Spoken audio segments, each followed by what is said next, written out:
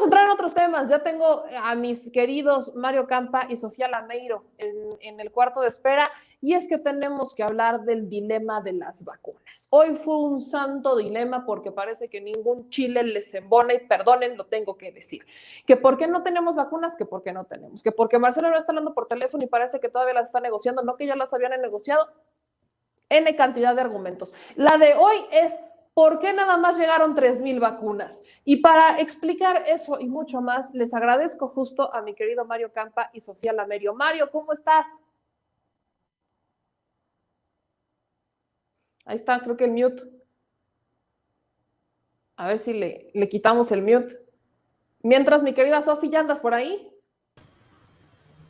Hola, Meme, sí, acá ando. ¿Cómo estás, Sofía? Buenas noches. Buenas noches, muy bien, ¿y tú?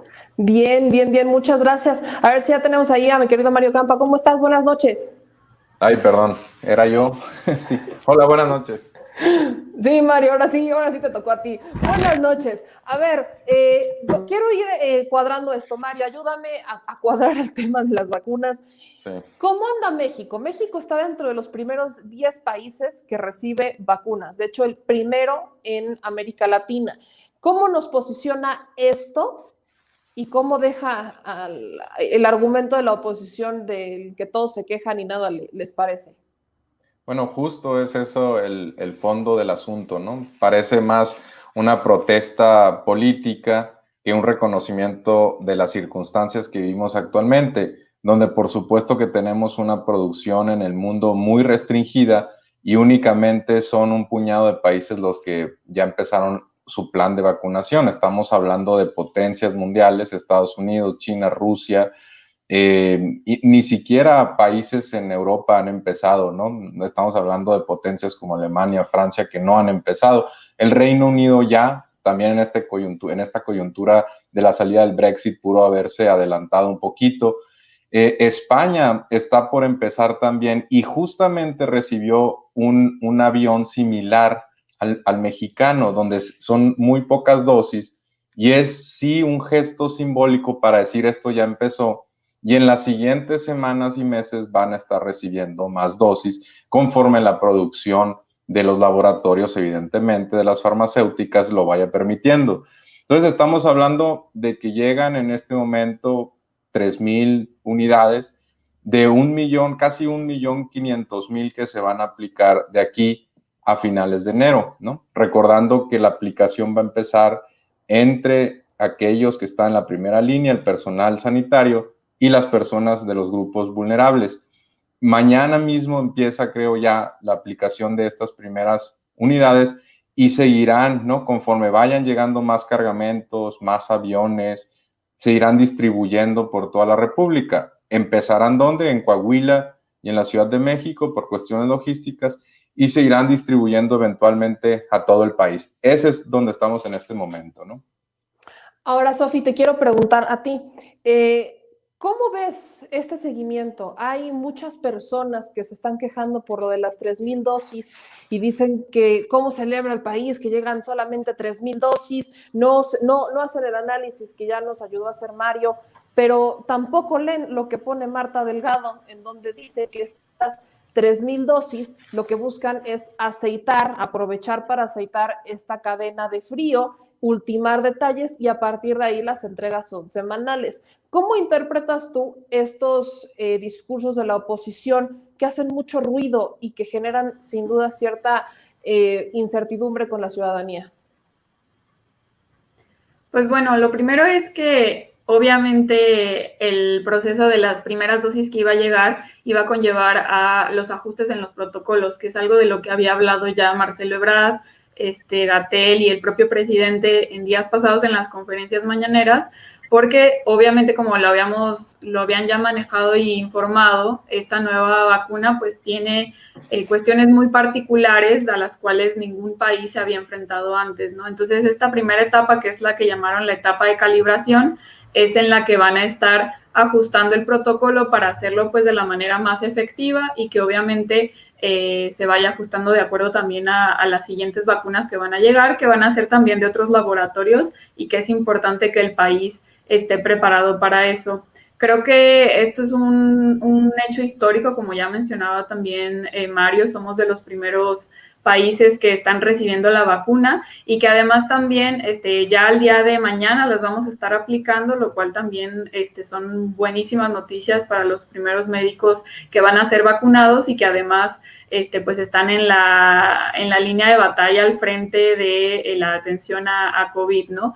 Pero pues otra cosa también importante es que siguen llegando poco a poco las vacunas, ¿no? Como mencionaba también Mario, pues se están creando en este mismo momento las vacunas, se están realizando y se están cumpliendo porque pues al final del día el laboratorio de Pfizer se comprometió con el convenio que se firmó con México a entregar 34 millones de vacunas, de dosis de vacuna, entonces pues eso va a ser también importante, que van a ir llegando, como ya lo había informado Brad, pues en estos meses, en el primer cuatrimestre del año. Y ahora sí que pues México va a tener que ir generando el protocolo necesario, ajustando las formas para que llegue a todos los estados, ¿no? Porque también conlleva una cuestión de logística importante que tiene que ver con el traslado, ¿no? La vacuna tiene pues estas especificaciones de temperatura, pero también pues hay que decir que tiene especificaciones también de seguridad que son necesarias que se cuiden. Aquí justamente mencionas el tema de la distribución de las vacunas y el compromiso del gobierno federal de que esto sea completamente gratuito y de acceso para todos. Mario, veo, y también quiero, Sofi, tú estás en uno de los estados federalistas, particularmente Jalisco, ¿cómo entender esta insistencia por parte de particularmente los gobernadores de la Alianza Federalista y del sector privado por querer privatizar, ¿no? Por decir, yo voy a comprar estas vacunas, ¿por qué no me dejan comprar estas vacunas? ¿Cómo entendemos el que exista esa molestia por el que privados no puedan participar y que la vacuna se haya hecho gratuita y de acceso total? ¿Cómo entendemos que se enojen por algo que no les va a costar, pues? Bueno, en el sector privado pueden estar un poco molestos, pues simplemente porque se deja de percibir ciertas ganancias, ¿no? En el sector, hablando ya de las unidades subnacionales, pues los estados también quisieran adelantarse al gobierno federal. Evidentemente también hay un trasfondo político, sobre todo en un año electoral, pero eso abriría una cadena de problemas que creo no estamos dispuestos a lidiar con ellos. Por ejemplo, nuevos conflictos a su vez entre municipios y los estados. Quizá los estados no tengan, además recordemos que los estados no tienen un aparato de policía lo suficientemente robusto en cuestiones de seguridad como para garantizar que esas vacunas van a tener el tratamiento debido. Además podrían estar compitiendo, imagínate, en precio con el mismo gobierno federal, rompiendo las economías de escala. A medida que tú compras más, te abaratan los costos unitarios y entonces podríamos estarnos dando un tremendo balazo en el pie, ¿no? Hay que entender esa parte para decir que efectivamente hay buenas razones para no querer darle este compromiso a los gobernadores. Y en el caso de la iniciativa privada, pues también muchos de los argumentos aplican, estaríamos fragmentando el poder de compra y otra serie de inconvenientes. Además que, ojo, estamos hablando de que si nosotros le damos a la iniciativa privada el poder de decir quién se vacuna y quién no, es decir, le damos al mercado la facultad de decirlo, pues se van a empezar a vacunar primero los ricos, pongámoslo como es. Y si se empiezan a vacunar primero los ricos con esta producción sumamente restringida que tenemos en todo el mundo, pues entonces estaríamos olvidando quizá al personal médico que está mucho más expuesto al virus, donde además necesitamos además que estén en perfectas condiciones porque están atendiendo a muchísima gente en estos días. Imagínate también nosotros mismos vulnerar nuestra capacidad de atención. Y por otro lado, también se estarían dejando de lado a personas con comorbilidades, a adultos mayores que quizá no tengan la capacidad para acceder a la vacuna si tú la empiezas, digamos, a subastar, ¿no? Podríamos llegar a un ridículo de que se empiece a subastar por eBay al mejor postor. ¿Y eso qué va a hacer? Que se terminen entregando muy pocas dosis a un precio altísimo por la alta demanda, ¿no? Entonces, En estos casos es cuando hay que recurrir, creo yo, al sentido común y evitar ese tipo de circunstancias, ¿no? Acá retomo lo que señala Hugo López-Gatell, en donde dice, la vacuna contra el COVID no se podrá comprar en el sector privado porque este motivo, justamente lo que me acaban de señalar, se prestaría un poco a corrupción, señalando que es una disposición que, pues sí, entraría al tema del mercado privado y va a empezar entre la competencia, entre que yo lo pongo, yo lo vendo, quién lo da más barato, quién lo da mejor, y de hecho ya está en el mercado negro, sin estar ni siquiera involucrado aquí particularmente el sector privado, pero ya está en el mercado negro la vacuna de COVID, ya lo platicábamos al inicio. Pero Sofi, en un estado como Jalisco, de los federalistas, que prácticamente pues ha marcado la agenda de estos 10 que lo conforman, es como todos siguen a lo que haga Alfaro o lo que haga Corral en algún momento, pero el que ha sido mucho más incisivo en el tema de las vacunas es Alfaro.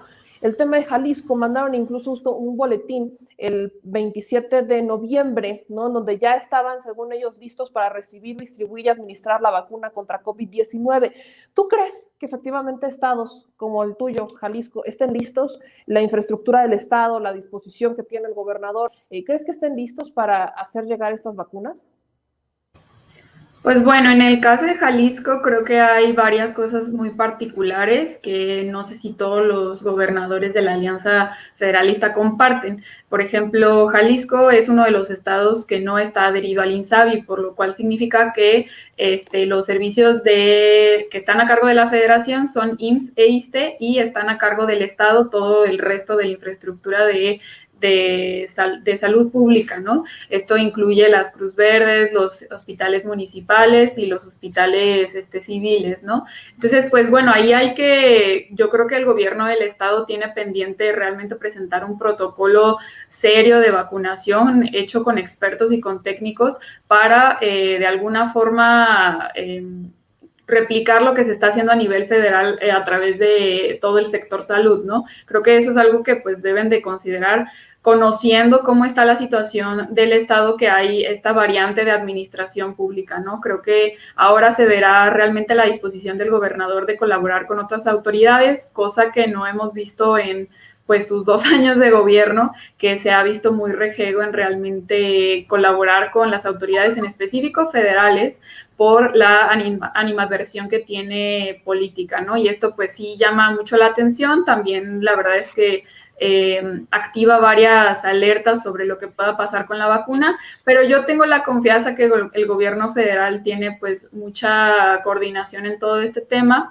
y va a estar marcando la pauta. Creo que sí es importante reconocer que este tema de la vacunación en el contexto de la pandemia es un tema de seguridad nacional, por lo cual es muy importante que se sigan los protocolos que está marcando la federación, por las razones que mencionaba ahorita Mario, pero pues también hay cosas muy importantes como por ejemplo que el resguardo, traslado y la distribución de las vacunas va a estar a cargo del ejército, ¿no? De las Fuerzas Armadas, y pues esto es una cadena de mando que no se le puede dejar a los gobernadores, es cuestión primordial del presidente y que pues obviamente de acuerdo a la coordinación que se pueda dar, pues van a estar ayudando, obviamente, la idea es coordinarse, colaborar, pero pues también hay que tener el tema de seguridad que sabemos que es importante, que se tenga pues en estas prioridades del protocolo, ¿no? Y pues también que no nos suceda lo que por ejemplo sucedió cuando llegaron los medicamentos contra el cáncer que fueron robados, y pues obviamente no queremos que eso suceda aquí, ¿no?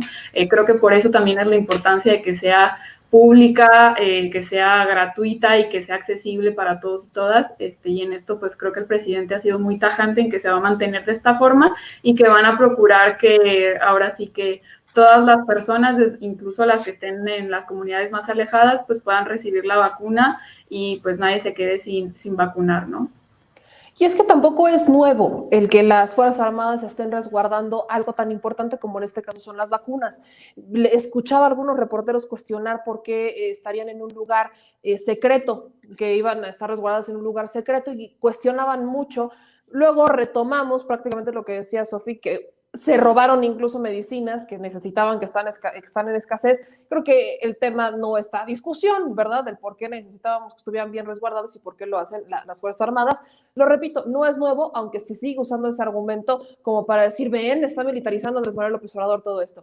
Mario, en tiempos electorales, el presidente veo que toma esta decisión junto con el Gabinete de Salud y se reduce el margen de posibilidades que en los estados donde va a haber campaña se lucre con la vacuna por un tema electoral. Pero, ¿qué tanto se reduce efectivamente esta brecha? ¿Qué tanto es el margen que no se seguirá lucrando con este tipo de crisis en tiempos electorales, sobre todo en un país donde estamos acostumbrados a que este es el pan de cada elección? No, yo te anticipo desde ahorita, Meme, que incluso bajo el mando del gobierno federal, cuando se empiece a vacunar las personas, porque esto yo lo he visto con otros programas federales, los gobernadores van a sacar incluso su propio logotipo, su propio programa y van a decir que es una iniciativa estatal. Eso te lo garantizo. Y va a ser prueba de que efectivamente, cuando nos demos cuenta de que eso está pasando, de que su ánimo era más electoral, político, que otra cosa, ¿no? Hay que estar pendiente porque te aseguro que va a pasar en alguna entidad. Sí, quedan, de hecho, la vacunación se espera que tenga un grado importante de avance hacia finales del año, ¿no? Y esto no es, ojo, en México sucedió que hay una elección, pero estamos hablando de que en prácticamente todo el mundo, sobre todo aquellos países que tomaron la iniciativa de rápido negociar con las farmacéuticas las primeras dosis, ¿no? Es el caso de México que lo hizo hábilmente, pero en la mayoría de estos países, estas grandes potencias, además, el calendario está distribuido en la primera mitad del año, ¿no? Que es cuando vamos a ver el tiempo electoral. Sí es una cuestión delicada, pero en la medida incluso de que esté bien resguardada, como decía Sofía, y que realmente esté en manos de las Fuerzas Armadas y no de policías, que tenemos que recordar que las policías estatales siguen teniendo índices de corrupción altísimos y además ni siquiera tienen capacidad para lidiar con las cuestiones estrictamente de seguridad que están pasando en los estados. ¿Cómo les vamos a confiar una tarea tan importante en un bien con tanta demanda y donde efectivamente van a existir mercados negros, ¿no? Imagínate toda la responsabilidad que recaería en sus hombros. Creo que no están capacitadas las policías para lidiar con esa carga, ¿no? Pero sí, efectivamente, yo creo que hay que monitorear cualquier incidente. Yo creo que las autoridades estatales, por supuesto, el INE, tendrían que estar muy alertas para evitar que esto pues, se convierta en una especie de pugna, ¿no? Para que haya manoseos quizá en las instancias específicamente estatales con unos gobernadores que pues ya han externado ellos mismos su deseo de ellos mismos intervenir en la repartición, ¿no? ¿Cómo estaríamos con otro país, con otro gobierno, Mario, Sofía? ¿Cómo se imaginan? Sí, me gusta hacer estos ejercicios, son un poco utópicos, pero ¿cómo se imaginan el escenario de la vacunación y todo esto si hubiera gobernado un Ricardo Anaya o si hoy estuviera un José Antonio Meade o en el peor de los escenarios un Bronco o una Margarita Zavala? ¿Cómo nos imaginamos? ¿Qué tan distinto creen que habría sido si se hubiera aplicado una política neoliberal? Sofía, empiezo contigo. Pues bueno, yo creo que en primera instancia no tendríamos la vacuna en este momento. México no sería de los primeros países en obtenerla. Creo que tampoco hubiéramos tenido los recursos económicos que logró obtener el gobierno federal, que se dieron a partir de los grandes ahorros que ha generado por la austeridad republicana y también por varios funcionarios públicos que han donado su dinero para la compra de las vacunas, que esto pues es algo también muy importante, ¿no? Eso pues bueno, en primera instancia estoy segura que habría la posibilidad de tener un mercado privado, lo cual generaría también pues todas estas cosas que ya mencionábamos, ¿no? Mercado negro, un alza de los precios, probablemente muchas personas de bajos recursos no tendrían acceso a eso. Y algo también muy importante, ¿no? No tendríamos la constitución del INSABI que busca federalizar todos los servicios de salud, ¿no? No tendríamos tampoco la capacidad con el personal médico de generar todo este tipo de protocolos que pues también van a ser importantes, ¿no? Yo creo que pues sí viviríamos un contexto sumamente diferente. Yo creo que nunca en la historia habíamos sido de los primeros países en recibir algo primero y tampoco creo que hubieran generado las capacidades necesarias para distribuir todas las vacunas que se necesitan, ¿no? Mario, vemos que esto ocurre en gran parte del mundo. Por ahí veía tweets donde decían, si quieren saber cómo nos hubiera ido en México con otro tipo de gobierno, vean lo que pasa en Honduras, por ejemplo. Pero en Chile pasa algo similar. Hoy le reclaman a Piñera por qué nada más van a llegar 10,000 vacunas cuando él había prometido más. ¿Es esto un panorama que podemos decir es una constante, es como condición? Por aquí llegan N cantidad de vacunas y no son las que querían, o sea la cantidad que sea, y hay que hacerla de todos, hay que armar pleito, o ¿cómo entendemos esto, mi querido Mario? Siempre va a haber un poco más de mezquindad en unos países que en otros, ¿no? Eso yo creo que va a ser invariable.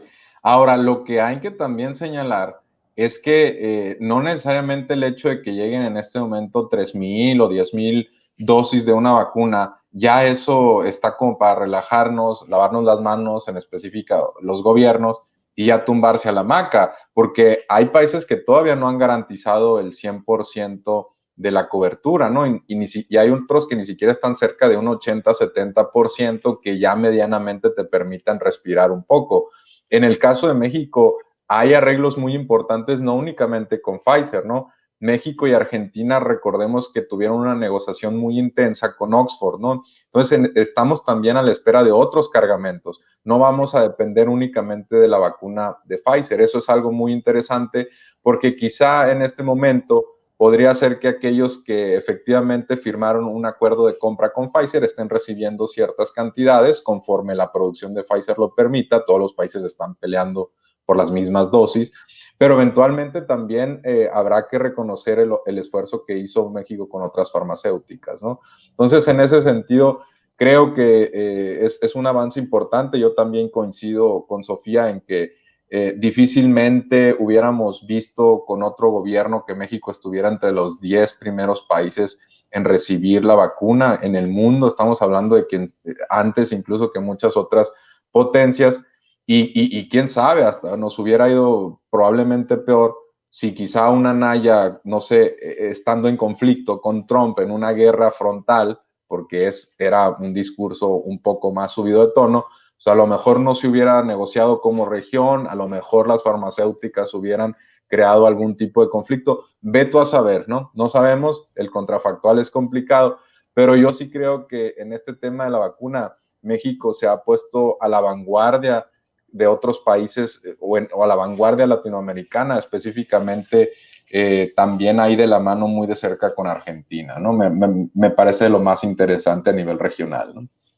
Qué interesante análisis nos ayudan a darle a la gente. Les agradezco muchísimo que estén con nosotros en este programa de los últimos programas del año aquí en Sin Censura. Mi querido Mario Campa, economista, docente, asesor en políticas públicas, un abrazo muy grande, feliz Navidad. Y mi querida Sofía Lameiro, analista política, te mando también un abrazo hasta sus respectivos estados. Y pues feliz Navidad y muchas gracias por este análisis, ¿eh?